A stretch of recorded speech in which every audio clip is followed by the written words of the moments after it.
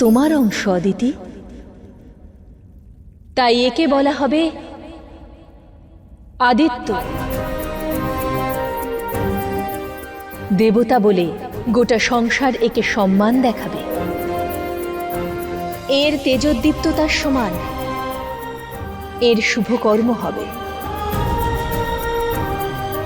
আর এই বালক যে দিব্য তেজ আর প্রকাশের প্রতিরূপ, একে বলা হবে সূর্য।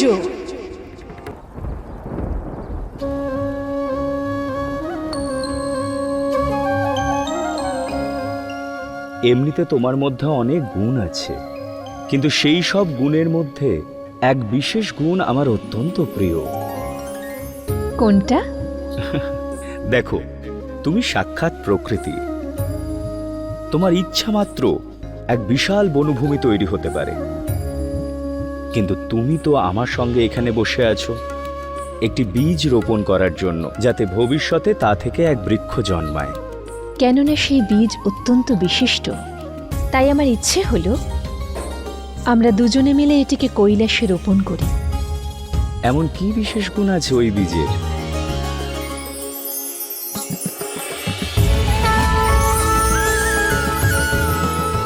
এটি পলাশের বীজ দেব। যখন এর ডালে ফুল ফুটে উঠবে, তখন পুরো কৈলাস এমন হয়ে যাবে, মনে হবে লাল ওড়না জড়িয়ে আছে, যার সৌন্দর্য দেখে চোখ ফেরানো যাবে না।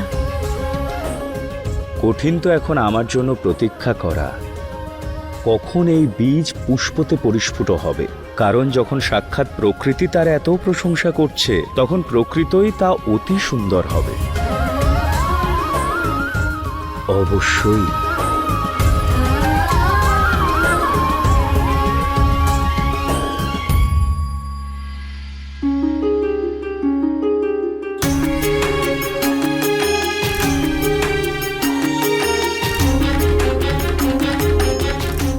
দেবী,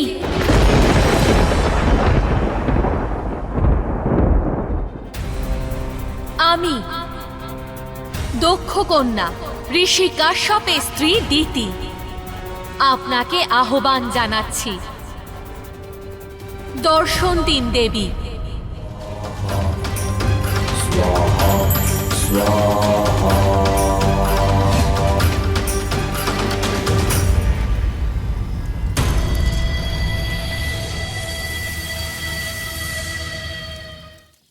দেবী, আপনি আমায় আর অদিতিকে দুজনকেই সম্মিলিত বর দিয়েছেন যে আপনার আশীর্বাদে আমরা দুই বোন মাতৃত্বের সুখ পাব। আমার বোন তো গর্ভবতী হয়েছে, কিন্তু আমি এমন কোন অপরাধ করেছি যে আপনার বর পেয়েও গর্ভবতী হতে পারলাম না? আমার সাথে এই অন্যায় কেন দেবী? তোমার সঙ্গে কোনো অন্যায় হয়নি দিদি। মনে করো আমি তোমাদের দুজনকে কি বরদান দিয়েছিলাম। আমার আশীর্বাদে তোমরা দুজন ঋষি কাশ্যপের সন্তানদের জন্ম দেবে। তখনই সম্ভব হবে যখন তোমরা দুজন মাতৃত্বের সুখকে সম্পূর্ণ নৈতিকতা এবং শুদ্ধতার সঙ্গে ধারণ করবে। আমার আশীর্বাদের ফল তোমাদের দুজনের মানসিক অবস্থার উপর নির্ভর করেছে। অদিতি এজন্যই গর্ভধারণ করেছে, কারণ সে গর্ভধারণের সুখকে শুদ্ধভাবে ধারণ করার জন্য যোগ্য হয়ে উঠেছিল। আর যদি তুমিও তা পালন করো, তোমার বড় ফল দেবে।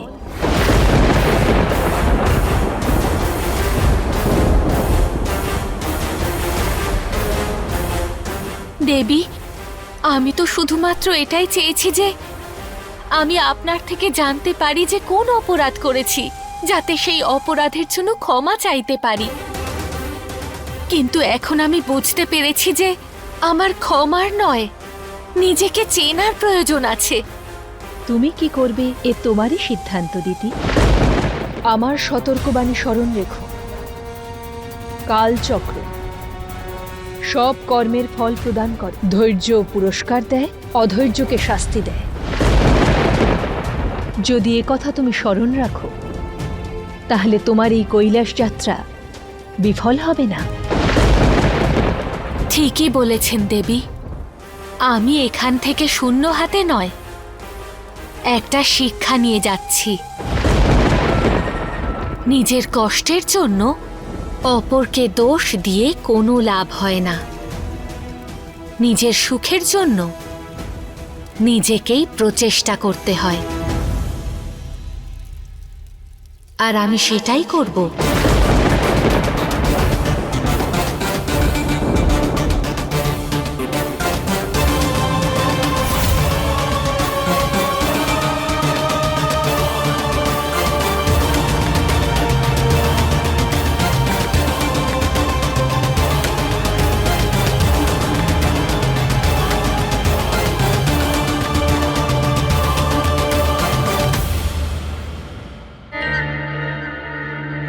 দেবীর আশীর্বাদে ভক্ত নিজের সমস্যার সমাধান খুঁজে পায়, কিন্তু আমার এরকম মনে হচ্ছে দিতি সমাধান নয়, সংশয়কে বেছেছে। ঠিক বলেছেন দেব। ব্যক্তি যা ভাবে সত্য হয়ে তাই তার সামনে আসে। এটা সমস্যার শেষ নয়, বরং মহা সমস্যার আরম্ভ।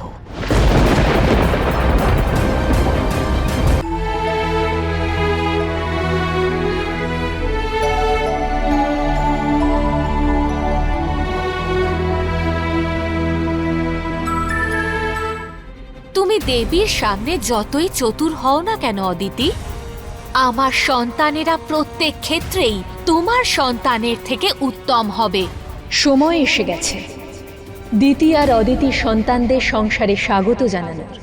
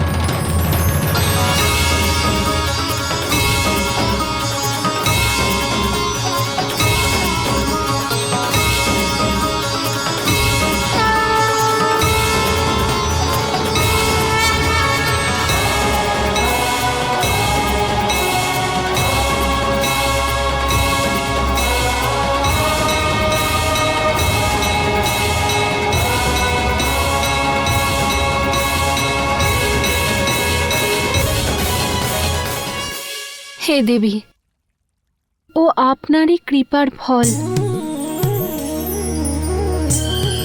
কিন্তু আপনাকে কিছু অর্পণ করার বদলে আমি আপনার থেকেই কিছু চাইছি। ও যেহেতু আপনার আশীর্বাদের কারণে জন্মেছে, তাই ওর নামকরণও আপনিই করুন।